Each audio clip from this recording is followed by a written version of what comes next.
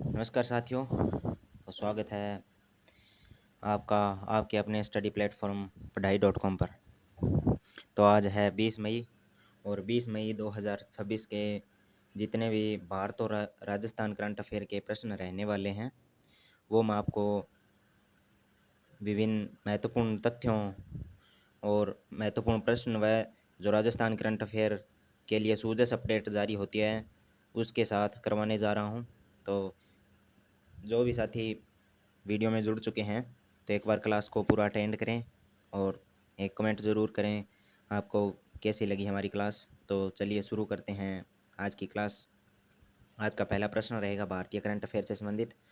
तो भारतीय वायुसेना में पहली महिला कैट AQFI यानी 18 मई 2026 को स्क्वाड्रन लीडर सान्या भारतीय वायुसेना में कैट AQFI योग्यता प्राप्त करने वाली पहली महिला अधिकारी बन चुकी है। महत्वपूर्ण युक्ति है, पक्का किसी न किसी प्रश्न में पेपर में ज़रूर पूछा जाएगा यह प्रश्न। आगे है माउंट एवरेस्ट रिकॉर्ड। तो माउंट एवरेस्ट रिकॉर्ड पर बात करें तो काम्य रीता शेरेपा नेपाल से हैं और ने माउंट एवरेस्ट पर 32वीं बार चढ़ाई करके इतिहास रचा है। उन्होंने एवरेस्ट पर सबसे अधिक बार चढ़ाई करने का अपना ही विश्व रिकॉर्ड तोड़ा है। तो काम्य रीता शेरेपा ने अब से पहले 32 बार जो है 31 बार है जो माउंट एवरेस्ट पर चढ़ाई की और अब 32वीं बार चढ़ाई करके एक और इतिहास रच दिया है। और इसी के साथ उन्होंने अपना रिकॉर्ड भी तोड़ दिया है। माउंट एवरेस्ट की ऊंचाई 8800 कहीं 8848 मिलती है और कहीं 8849 भी लिखी हुई मिलती है। आगे है लहाकपा शेरपा ने 11वीं बार एवरेस्ट फतेह किया। ये एक महिला जो पर्वतारोही है। ये लहकपा शेरपा किसी महिला द्वारा एवरेस्ट पर सबसे अधिक बार चढ़ाई करने का रिकॉर्ड बनाया है। तो रीता शेरपा तो पुरुष हैं और ये महिला है जो 11 बार माउंट एवरेस्ट को फतेह कर चुके हैं। अब आगे प्रश्न है द मेटेरियोरेटिकल सोसाइटी में महिला वैज्ञानिक प्रोफेसर कुलजीत कौर मारहास को उल्का पिंड और ग्रह विज्ञान में उत्कृष्ट योगदान के लिए 2026 में द मेटेरियोटिकल सोसाइटी का फेलो चुना गया है। किसके लिए? उल्का पिंड और ग्रह विज्ञान में उत्कृष्ट योगदान के लिए इनको द मेटेरियोटिकल सोसाइटी का फेलो है जो चुना गया है। आगे प्रश्न की बात करें तो ये सम्मान पाने वाली पहली भारतीय महिला और सोसाइटी के 93 वर्षों के इतिहास में केवल तीसरी भारतीय वैज्ञानिक है। आगे है ब्रिक्स युवा उद्यमिता कार्य समूह की बैठक। तो भारत की 2026 ब्रिक्स अध्यक्षता के तहत युवा कार्यक्रम एवं खेल मंत्रालय 20-21 मई 2026 को इंदौर में ब्रिक्स युवा उद्यमिता कार्य समूह की बैठक आयोजित करेगा। इसका विषय सुदृढ़ता, नवाचार, सहयोग और स्थिरता के लिए निर्माण रहेगा। आगे है जल शक्ति मंत्रालय की बैठकें कहाँ हुई है? गुवाहाटी यानी असम में। असम में इनकी बैठकें हुई है। किनकी? जल शक्ति मंत्रालय की बैठक। तो इसके बारे में पूर्ण तथ्य पढ़े हैं तो जल शक्ति मंत्री CR पाटिल की अध्यक्षता में गुवाहाटी में नेरीवोलम की 6वीं शासी निकाय बैठक आयोजित हुई। ब्रह्मपुत्र बोर्ड की 14वीं उच्चाधिकार प्राप्त समीक्षा बोर्ड बैठक 19 मई 2026 को आयोजित की गई है। आगे है मानव हाथी संघर्ष अनुसंधान केंद्र। झारखंड में देश का पहला मानव हाथी संघर्ष अनुसंधान केंद्र बनेगा। यह केंद्र पलामू टाइगर रिजर्व में स्थापित होने जा रहा है। उद्देश्य मानव हाथी संघर्ष कम करने के लिए वैज्ञानिक समाधान विकसित करना। तो हाथियों और जो मनुष्य है, कई बार हाथी है जो गुस्से में आकर मनुष्य मानववादी की तरफ हमला कर देते हैं। तो उनके संघर्षों को कम करना और लोगों को जागरूक करने के लिए इसकी स्थापना है जो की जा रही है। केंद्र लगभग 20 एकड़ जो ये अनुसंधान केंद्र है 20 एकड़ भूमि पर बनाया जाएगा। आगे प्रश्न पर बात करें तो आयुष अनुदान पोर्टल। केंद्रीय आयुष राज्य मंत्री प्रताप राव जाधव ने नई दिल्ली के कर्तव्य भवन में आयुष अनुदान पोर्टल लॉन्च किया। तो साथियों, जो आयुष ग्रिड पहल के तहत विकसित एक डिजिटल प्रणाली है जिसका उद्देश्य आयुष क्षेत्र में पारदर्शिता, एकीकरण और नागरिक केंद्र डिजिटल इकोसिस्टम को बढ़ावा देना रहेगा। तो आयुष अनुदान पोर्टल है ये। आगे है नेक्स्ट जेन CG डायल 112 सेवा। अमित शाह ने, जो हमारे केंद्रीय गृह मंत्री है अमित शाह ने छत्तीसगढ़ में net gen CG dial next gen next gen CG dial 112 सेवा की शुरुआत की है। तो साथियों ज़रूर याद रखना, तो हमारे केंद्रीय गृह मंत्री द्वारा नेक्स्ट जेन सीजी डायल 112 सेवा की शुरुआत कहाँ से की गई है? छत्तीसगढ़ से। इसके तहत 400 आधुनिक आपातकालीन प्रतिक्रिया वाहनों को हरी झंडी दिखाई गई। किसी आपातकालीन सेवा के लिए मोबाइल जो सेवा है वो शुरुआत की गई है भी हेल्पलाइन के तहत। इनकी कहीं भी पहुँच संभव आंध्र प्रदेश में छत्तीसगढ़ में हो सकती है। आगे इसी प्रश्न पर बात करें तो 33 मोबाइल फोरेंसिक साइंस लेबोरेटरी यानी एफएसएल वैन भी लॉन्च की गई। वाहनों में उन्नत जीपीएस और एआई आधारित लोकेशन ट्रैकिंग प्रणाली लगी हुई है। कौन सी प्रणाली? जीपीएस और एआई लोकेशन ट्रैकिंग प्रणाली। तो साथियों जरूर याद रखना। आगे है महिला सशक्तिकरण समिति। तो महिला सशक्तिकरण समिति के बारे में बात करें तो ओम बिरला ने महिला सशक्तिकरण समिति का गठन किया। 21 अप्रैल 2026 से प्रभावी होगी। अध्यक्ष रहे इनके डॉक्टर दग्गुबाती पुरुदेश्वरी। अध्यक्ष के बारे में आपको पूछा जा सकता है। जो ओम बिरला जी ने महिला सशक्तिकरण समिति का गठन किया है 21 अप्रैल 2026 को, जो प्रभावी हुई है, उनके अध्यक्ष का क्या नाम है? तो डॉक्टर दग्गुबाती पुरंदेश्वरी। कुल सदस्य रहेंगे 28, 18 लोकसभा से और 10 राज्यसभा से इसमें सदस्य रहेंगे। कार्य महिलाओं से जुड़ी सरकारी योजनाओं, कार्यक्रमों और विधायी उपायों की समीक्षा करना इनका मुख्य उद्देश्य रहेगा। अब अन्य महत्वपूर्ण प्रश्न की बात करें तो मध्य क्षेत्रीय परिषद की 26वीं बैठक केंद्रीय गृह एवं सहकारिता मंत्री अमित शाह ने 19 मई 2026 को छत्तीसगढ़ के जगदलपुर में मध्य क्षेत्रीय परिषद की 26वीं बैठक की अध्यक्षता की है। तो छत्तीसगढ़ का दौरा है, इसमें विभिन्न कार्य अमित शाह जी द्वारा किए गए हैं। देश का तीसरा NIFTEM बिहार सरकार ने देश का तीसरा national institute of food technology entrepreneurship and management की स्थापना की। चोल काल के ताम्रपत्र वापस। नीदरलैंड ने लगभग 300 साल पहले बाहर से ले जाए गए चोल काल के अनेमंगलम ताम्रपत्र भारत को वापस लौटाए। तो मोदी जी नीदरलैंड गए हुए हैं, तो उनके अनुरोध पर यह लौटाए गए होंगे। आगे है कर्नाटक की नई टैक्स व्यवस्था। कर्नाटक है जो शराब पर एल्कोहल इन बेवरेज आधारित नई टैक्स व्यवस्था लागू करने वाला देश का पहला राज्य बना है। बहुत ही उत्तम पहल। यूके में भारतीय मूल के सबसे युवा मेयर तुषार कुमार कहाँ? यूनाइटेड किंगडम में सबसे कम उम्र के भारतीय मूल के मेयर बन चुके हैं। आगे MCQ प्रश्नोत्तर की बात करें तो तीसरा नॉर्डिक भारतीय शिखर सम्मेलन ओस्लो में आयोजित हुआ। तो तीसरा नॉर्डिक भारत शिखर सम्मेलन नॉर्वे की राजधानी है कौन सी? ओस्लो में आयोजित किया गया। 5वीं एशिया कप ब्रिज चैंपियनशिप 2026 का आयोजन गोवा में किया गया। भवन चंद्र खंडूरी किस राज्य के मुख्यमंत्री बने हैं? मुख्यमंत्री थे जिनका हाल ही में निधन हुआ है। तो उत्तराखंड के भवन चंद्र खंडूरी उत्तराखंड के पूर्व मुख्यमंत्री थे जिनका हाल ही में निधन हो चुका है। हाल ही में महिला सशक्तिकरण समिति का गठन वाजयंती पांडे की अध्यक्षता में किया गया। आगे है भारतीय वायुसेना की पहली C-17 क्वालिफाइड फ्लाइटर इंस्ट्रक्टर कौन बनी? तो सान्या इनकी भारतीय वायुसेना की पहली C-17 क्वालिफाइड फ्लाइट इंस्ट्रक्टर बनी है। माइकल जॉन नाइट स्मिथ किस टीम के कप्तान थे? इंग्लैंड के Michael John night Smith England team के कप्तान थे। आगे है अक्टूबर 2026 में G20 विदेश मंत्रियों की बैठक अमेरिका में आयोजित होने जा रही है। G20 विदेश मंत्रियों की बैठक अक्टूबर 2026 में आयोजित होगी। तो इम्पोर्टेंट है, G20 जितनी भी बार अब तक हुआ है उतनी बार एग्जाम में पक्का पूछा गया है। विशेष की बात करें तो विशेष भारत के संदर्भ में हुआ है तो वो पक्का ही पूछा गया है। और ये भी पूछा जा सकता है, इसकी जो महीना है वो जरूर याद रखना। बाकी तारीख भी आगे दे दी जाएगी, तो तारीख भी आपको याद रखनी होगी। तो विश्व मधुमक्खी दिवस की बात करें तो विश्व मधुमक्खी दिवस है आज 20 मई को विश्व मधुमक्खी दिवस मनाया जाता है। 79वीं विश्व स्वास्थ्य सभा का आयोजन स्विट्जरलैंड में किया गया होगा। और जन भागीदारी सबसे दूर सबसे पहले अभियान छत्तीसगढ़ सरकार ने अभियान आदिवासी गांवों तक योजनाएं पहुंचाने के लिए शुरू किया है। आगे बात करें तो राजस्थान करंट अफेयर्स की, तो देश का पहला रीजनल रैपिड ट्रांजिट सिस्टम यानी RTS नेटवर्क नमो भारत कॉरिडोर दिल्ली गुरुग्राम SNB अलवर।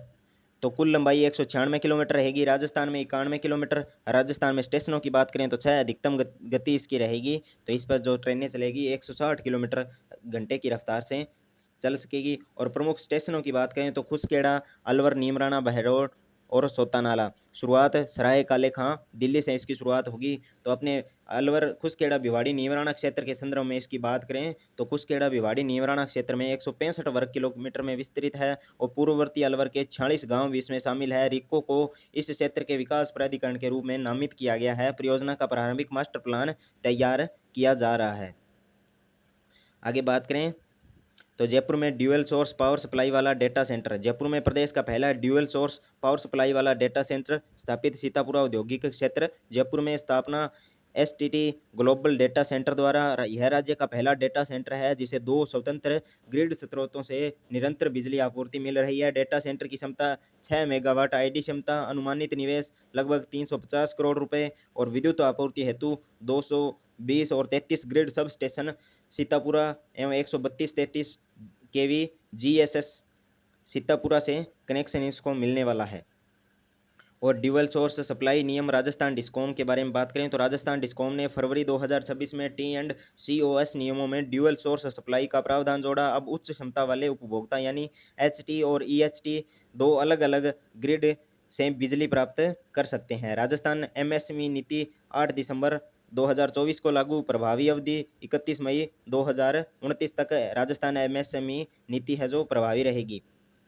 तो उद्देश्य है एमएसएमई क्षेत्र को संतुलित और समावेशी विकास प्रदान करना। और इसके प्रमुख बिंदु की बात करें तो वन स्टॉप शॉप समाधान के रूप में तैयार नीति है। और 50 करोड़ के तक के ऋण पर 2% अतिरिक्त ब्याज अनुदान। NSE BSE MSME exchange equity जुटाने पर 15 लाख रुपए सहायता और उच्च तकनीकी सॉफ्टवेयर हेतु 50% यानी अधिकतम 5 लाख सहायता। या अगर 5 लाख अगर आपकी राशि 5 लाख से कम है यानी अधिकतम 5 लाख सहायता दी गई है जिसमें 50% रहेगा। यानी आप अधिकतम 50%, ऐसा नहीं भी है अगर 2 करोड़ आपकी राशि है तो 1 करोड़ सहायता, तो अधिकतम 5 लाख की सहायता इसमें आपको प्राप्त हो सकेगी। राष्ट्रीय और अंतर्राष्ट्रीय मानक प्रमाणन और बौद्धिक संपदा अधिकार प्राप्त करने के लिए आईपीआर एवं प्रमाणन हेतु 50% प्रतिपूर्ति। अधिकतम 3 लाख रुपए। व्यापार मेलों में भागीदारी हेतु 75% सहायता। अधिकतम 1.5 लाख रुपए। और उद्यमों में डिजिटलीकरण के लिए उपकरण एवं सॉफ्टवेयर खरीद हेतु 75% प्रतिपूर्ति। अधिकतम 50,000 रुपये। ई कॉमर्स प्लेटफॉर्म शुल्क पर 75% प्रतिपूर्ति। अधिकतम 50,000 रुपये। उपलब्धि दिसंबर 2025 तक 343 आवेदकों को 188.92 लाख रुपए का अनुदान इसके तहत दिया जाना है। आगे बात करें तो लैंगिक सशक्तिकरण एवं समावेशन योजनाएं। शैक्षिक विकास से संबंधित 2 योजनाएं हैं, बेटी बचाओ बेटी पढ़ाओ योजना, कालीबाई भील महिला संबल शिक्षा सेतु योजना। और आर्थिक विकास यानी जो धन से संबंधित योजनाएं रहेगी, स्वयं सहायता समूह एसएचजी के समर्थन में। और मुख्यमंत्री नारी शक्ति उद्यम प्रोत्साहन योजना, मुख्यमंत्री नारी शक्ति प्रशिक्षण एवं कौशल संवर्धन योजना भी इसमें शामिल है।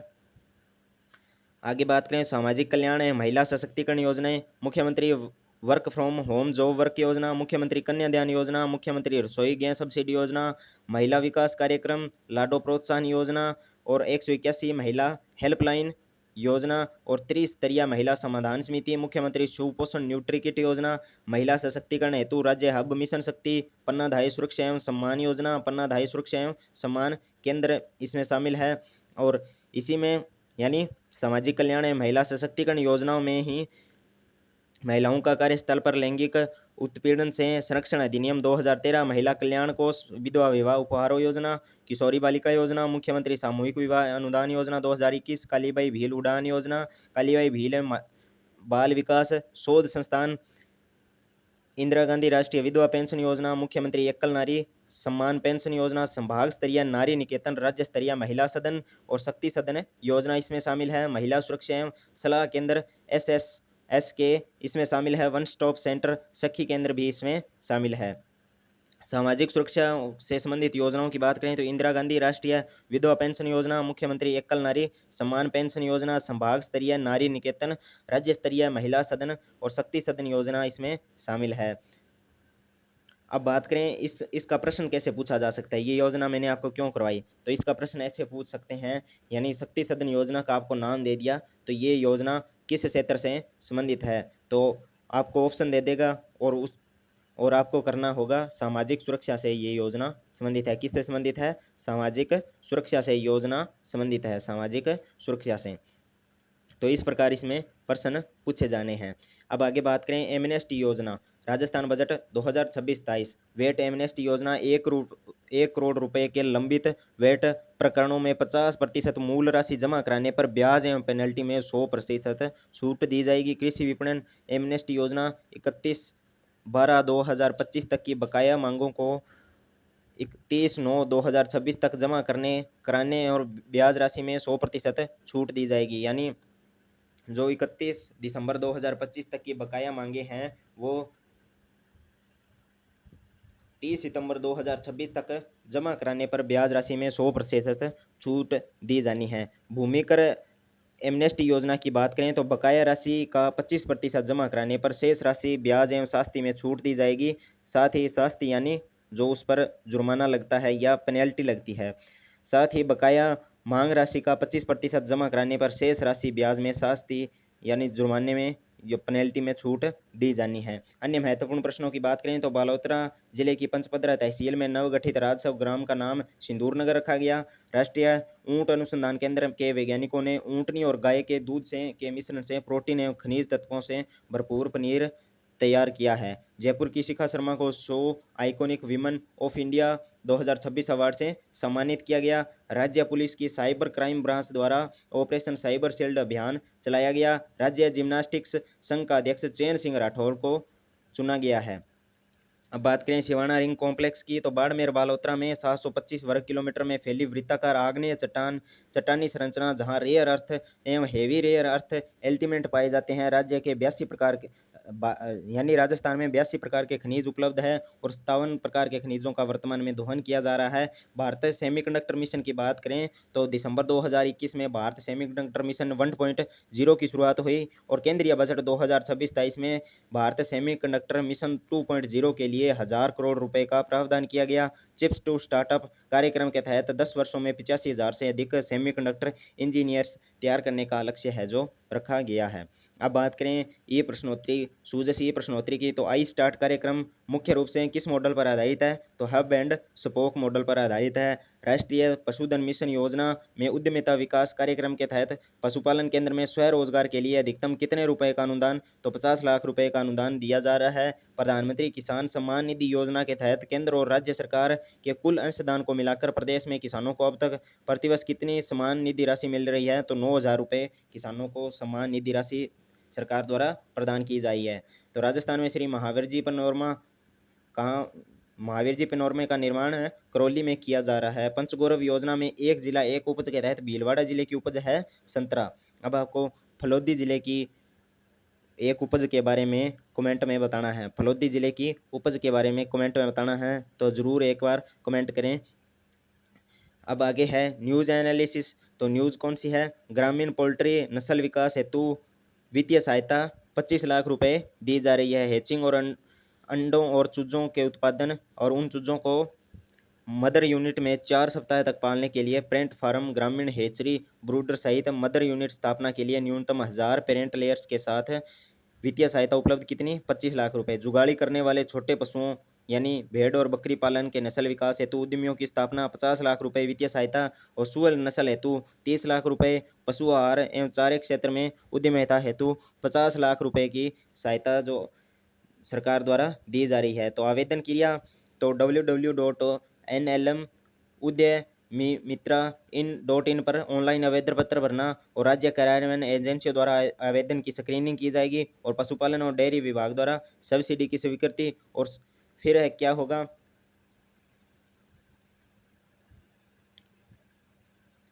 सबसे पहले होगा राज्य कार्यान्वयन एजेंसियों द्वारा आवेदन की स्क्रीनिंग, फिर ऋणदाता द्वारा ऋण की स्वीकृति और फिर राज्य स्तरीय कार्यकारिणी समिति यानी LEC द्वारा अनुशंसा की जाएगी और फिर पशुपालन और डेयरी विभाग द्वारा सब्सिडी की स्वीकृति और सब्सिडी को जारी करना और उसका वितरण लास्ट में होगा।